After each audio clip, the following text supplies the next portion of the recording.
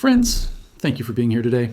What if I told you that while the headlines are screaming that our nation is broken, the hard economic data is whispering that we are actually in the middle of a boom? And why have the so-called experts who predicted doom and gloom for 2025 been proven so spectacularly dead wrong? For months, we have been bombarded with a relentless narrative of decline. If you turn on the television or open a newspaper, you're likely to be met with a barrage of pessimism. We hear that crime is spiraling, that our deficits are unmanageable, that immigration is out of control, and that the Canadian dream is slipping away. It is a frightening picture, especially for those of us who have spent decades building our lives and our communities in this beautiful country. We worry about our retirement savings, the value of our homes, and the future we are leaving for our grandchildren. However, a closer look at the reality, the cold, hard facts rather than the heated political rhetoric, reveals a startlingly different picture. The truth is that Canada has just pulled off what economists call a soft landing and is now pivoting toward a period of genuine, sustainable prosperity. We are witnessing an economic miracle that defies the global trend of instability. While other nations, particularly our neighbors to the south, are grappling with self-inflicted chaos, Canada is quietly, steadily, and effectively charting a course toward growth. Today, we are going to set aside the noise. We are going to ignore the angry sound bites and the partisan bickering. Instead, we are going to look at the evidence. We are going to explore how Prime Minister Mark Carney's administration has fundamentally shifted our economic strategy, how the numbers prove the pessimists wrong, and why, for the first time in years, the wind is truly at our backs. Let's begin by looking at the evidence of this turnaround, because the numbers simply don't lie. To understand the magnitude of what is happening, we must look at the scoreboard. In the world of economics, the scoreboard is the gross domestic product, or GDP. For a long time, predictions for Canada's economy were modest at best and dire at worst. The consensus among the experts was that high interest rates would crush consumer spending and send us into a recession. They were prepared to write the obituary for the Canadian economy in 2025. They were wrong. The latest data reveals that Canada's economy blew past all estimates for the third quarter. While analysts were bracing for stagnation, our economy surprised everyone with an annualized growth rate of 2.6%. This is not a statistical error. It is a sign of robust health. But where is this growth coming from? Is it just government spending? No. The most encouraging aspect of this report is the resurgence of our industrial base. Manufacturing sales in Canada are up 3.3%, reaching their highest level since February. For those of us who remember the golden years of Canadian industry, this is heartening news. It means that factories are humming, goods are moving, and the Made in Canada brand is finding buyers. It signals that the backbone of our economy, the real economy of making and building things, is strengthening. But there is a more important number than the headline GDP, and it is one that directly affects your kitchen table. For years, critics have correctly pointed out a flaw in Canada ES growth. Our economy was getting bigger simply because our population was getting bigger. We were adding more people, so naturally there was more spending, but the average person wasn't getting richer. This is known as per capita GDP. If the national pie gets bigger, but you have to slice it into many more pieces, no one gets a larger slice. That trend is finally broken. For the first time in 3 years, GDP per capita is growing. This is a critical turning point. It means that the economy is now growing faster than the population. It means that, on average, individual households are seeing an increase in economic output and potential earning power.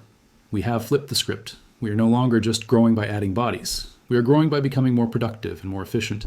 This is the metric that truly matters for your standard of living, and it is finally moving in the right direction. Furthermore, consider the jobs market. The fearmongers predicted that 2025 would bring waves of layoffs and unemployment lines reminiscent of the early 1980s or 1990s. Yet, in October, Canada gained a surprise 67,000 jobs. This beat every economist's expectation. And, crucially, these were not just temporary positions or government bureaucracy jobs. We are seeing strength in the private sector. While the United States struggles with labor market stagnation, which we will discuss shortly, Canada is putting people to work. This success brings us to the core philosophy driving this change, something we might call the Carney Doctrine, which prioritizes strategic stimulus over social spending. How did this happen? It wasn't an accident. It is the result of a deliberate shift in philosophy under the leadership of Prime Minister Mark Carney. Whether you voted for him or not, it is undeniable that his background in finance and central banking has brought a different approach to Ottawa. We are witnessing a shift from spending to investing. In previous years, much of the federal budget was focused on social program liabilities, things like national dental care or daycare agreements. While these are socially valuable programs that many Canadians cherish, they are, in accounting terms, ongoing costs. They are bills that must be paid every year. Prime Minister Carney has pivoted. The current budgetary focus is what economists call stimulus. Think back to the Great Depression. When the economy was on its knees, governments didn't just hand out checks. They built things. The Empire State Building, the Hoover Dam, these were massive infrastructure projects designed to jumpstart the economy, create jobs, and leave behind a lasting asset that would generate wealth for decades. Canada is now having its own Empire State Building moment, albeit spread across the nation. The government is pouring billions not into consumable programs, but into national building projects. We are talking about new liquefied natural gas, LNG, terminals to export our energy to the world. We are seeing investments in critical minerals factories, processing facilities, and port expansions in Montreal and Churchill, Manitoba. This is the Carney Doctrine. Use the power of the federal purse to build the engines of future commerce. By offering tax incentives, such as the accelerated superdeduction, the government is encouraging businesses to build factories now, and it is working. Just recently, a Norwegian battery company announced a $3.2 billion investment to build a synthetic graphite plant in Ontario's Automotive Alley. While American protectionism is scaring investment away, Canada's open-for-business approach is attracting billions in foreign capital. There is another pillar to this strategy that has gone largely underreported, yet it signifies a crucial shift toward investing in ourselves, the Buy Canadian policy. Effective December 16th, a new federal procurement rule came into effect. It is a simple concept, but one with profound implications. Going forward, for any contract or spending done by the federal government, the law now requires that Canadian companies be chosen over foreign ones.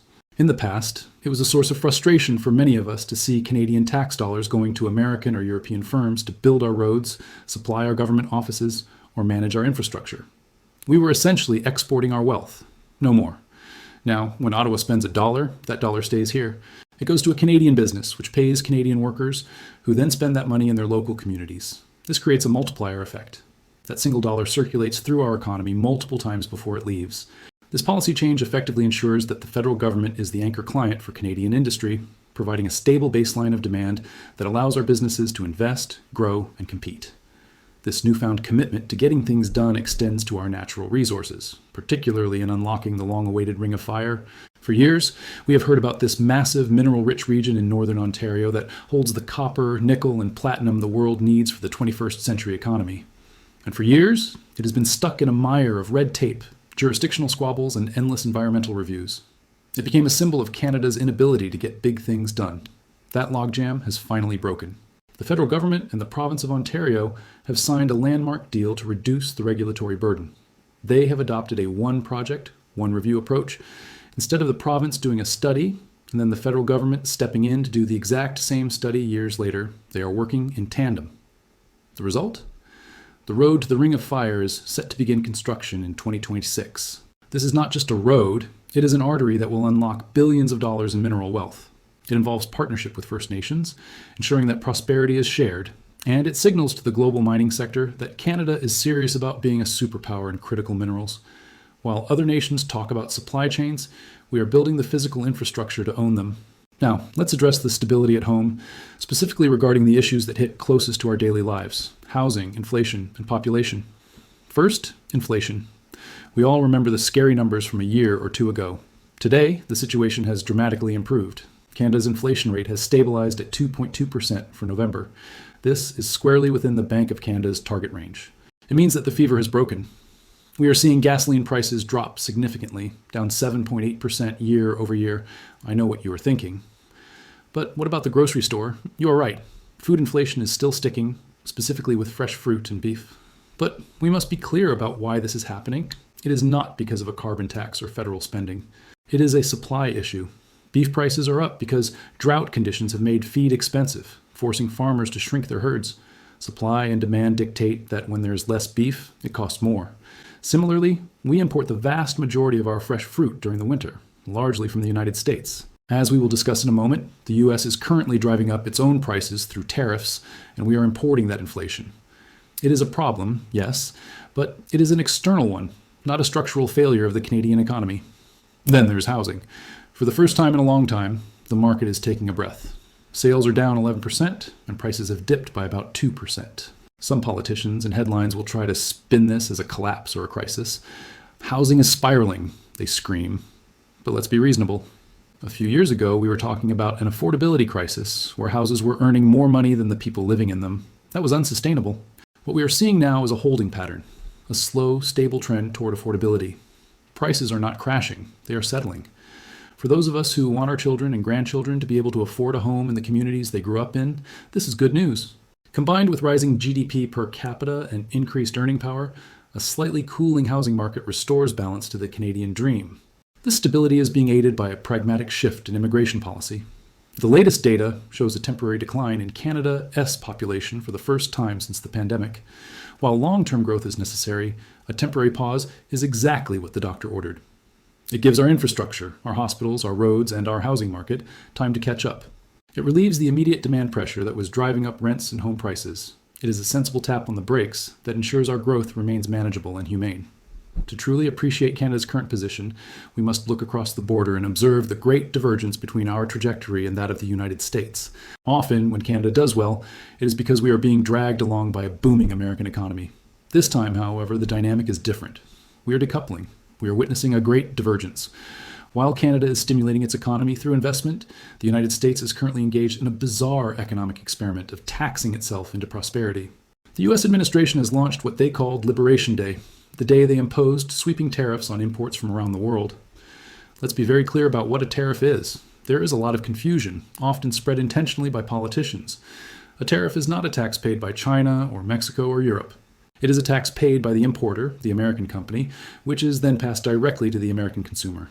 When the U.S. president imposed these tariffs, he essentially placed a sales tax on his own people. And the results have been predictable and devastating. The U.S. economy has stalled. Job growth in the U.S. has flatlined since April, the very month these tariffs began. Major American corporations are responding to these increased costs in the only way they know how, by slashing jobs. Target has cut 800 corporate jobs. Amazon has laid off 14,000 people. UPS has cut 48,000 positions. They call these efficiency programs, but let us call a spade a spade. Their costs went up because of government policy, tariffs, so they are firing workers to protect their profits. The irony is tragic. The U.S. administration claimed these tariffs would punish foreign countries. Instead, they are punishing American families. Inflation concerns in the U.S. are mounting again. Business activity has slowed to a 6-month low. The situation has become so absurd that the U.S. administration is now backpedaling. After insisting that tariffs wouldn't raise prices, they are now suddenly cutting tariffs on beef, coffee, and food to try to stop prices from rising further. It is a chaotic, reactionary approach. They broke the supply chain, and now they are scrambling to fix it. Consider the banana. The U.S. does not grow bananas. They import them. When they put a tariff on bananas, the price at the grocery store went up. Now, the president is saying, I'll lower the tariff so you can have cheaper bananas, as if he is doing the people a favor. It would be comical if it weren't causing so much hardship for our neighbors. I want to hear from you on this specific point. Do you think the strategy of taxing imports is a brilliant move or a recipe for disaster? Is Canada right to go in the opposite direction? Let me know your thoughts in the comments below, because this is a debate we need to have. Global diplomacy as economic defense. The world is our customer. But this economic turnaround is not just happening within our borders. It is being fortified by a sophisticated game of economic defense played on the global stage. For decades, a common criticism of the Canadian economy has been our over-reliance on the United States. The old adage says, when the U.S. sneezes, Canada catches a cold. It was a vulnerability that kept many economists up at night, especially given the current unpredictability of American trade policy. Under Prime Minister Carney, however, we are finally buying insurance against that sneeze. While the United States is busy building economic walls with tariffs and protectionism, Canada is aggressively building bridges. We are witnessing a strategic pivot, a diversification of our customer base that ensures our prosperity is not held hostage by the political whims of a single neighbor. Look at the recent headlines that have slipped under the radar of the mainstream doom and gloom media. Prime Minister Carney has been tirelessly traveling, not for photo opportunities, but to sign hard-nosed investment pacts. The recently signed trade and investment agreement with the United Arab Emirates, UAE, is a prime example. This isn't just about oil. It's about opening up vast new markets for Canadian technology, agriculture, and services in the Middle East. It represents billions in potential capital flowing into Canada, independent of Wall Street. Furthermore, consider the renewed defense and trade cooperation with Europe. While the U.S. retreats into isolationism, questioning its alliances and threatening trade wars with friendly nations, Canada is stepping up as the adult in the room. We are solidifying our status as a reliable partner for the European Union. This has tangible benefits. It means that when a German or French company is looking to build a factory in North America, they are increasingly looking at Ontario or Quebec rather than Michigan or Ohio. They see stability here, They see a government that honors contracts and believes in open trade. This global diplomacy is actually a shield for your retirement security. Why does a trade deal in Abu Dhabi or a defense pact in Brussels matter to a retiree in Nanaimo or a pensioner in Halifax? Because a diversified economy is a safe economy. If the U.S. market shrinks due to their internal struggles, or if they slap more tariffs on our lumber or steel, we now have other buyers lined up. It means the revenue streams that fund our healthcare system, our old age security, and our Canada pension plan are protected from a single point of failure. Moreover, this international strategy is directly fueling the reindustrialization we discussed earlier. That Norwegian battery plant didn't land in Ontario by accident. It happened because Canada is seen globally as a safe harbor in a storm. International investors are looking at the map. They see the U.S. embroiled in tariff wars and social unrest, and then they look north.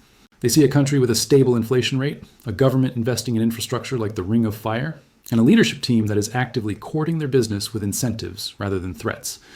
We are also seeing the rekindling of relationships with major Asian economies, including India and China. Regardless of the political complexities, these are massive markets for Canadian resources and agricultural products. By keeping these channels open and managed pragmatically, we ensure that our farmers in the prairies and our resource workers in the West have a place to sell their goods even if the southern border becomes thick with red tape. This is the long game. It lacks the immediate drama of a Twitter feud or a sudden tariff announcement, which is why it doesn't always make the nightly news. But make no mistake, this is how you build a fortress around the Canadian standard of living. By diversifying who we sell to and who invests in us, we are declaring our economic sovereignty. We are ensuring that the Canadian economic miracle is resilient, durable, and independent. We are moving from being a dependent younger sibling of the U.S. economy to being a fully mature global trading power. And for those of us relying on the stability of this country for our golden years, that is the best news of all. Friends, the contrast could not be starker, much like the story of the tortoise and the hare. On one side of the border, you have a leader who is literally driving the economic ship into an iceberg, making impulsive decisions based on bad math and populist rhetoric. The U.S. is isolated, taxing its own citizens and watching its job market wither. On our side of the border, we have a leader who is steering the ship with a steady hand. Prime Minister Carney is making pragmatic, smart decisions. He is working with provincial leaders, like Doug Ford in Ontario, to cut red tape. He's traveling to the UAE, to Europe, and to Asia to sign trade deals that ensure Canada isn't reliant on just one trading partner. He is investing in infrastructure that creates assets, not just liabilities. The experts were wrong because they applied old logic to a new world. They assumed that if the U.S. sneezed, Canada would catch a cold. But we vaccinated ourselves.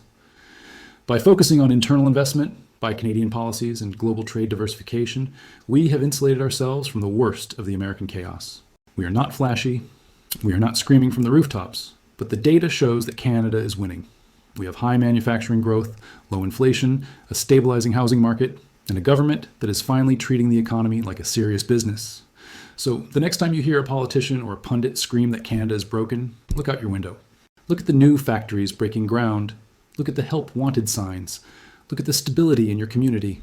We are the tortoise in this race, slow, steady, sensible, and we are crossing the finish line while the hare is running in circles, confused by its own reflection. If you found this analysis helpful and want to stay informed about the real state of our economy without the doom and gloom, please hit the like button and subscribe to the channel. Your support helps us cut through the noise. Stay warm, stay safe, and be proud. We are in the midst of a silent boom, and the best is yet to come. Thank you.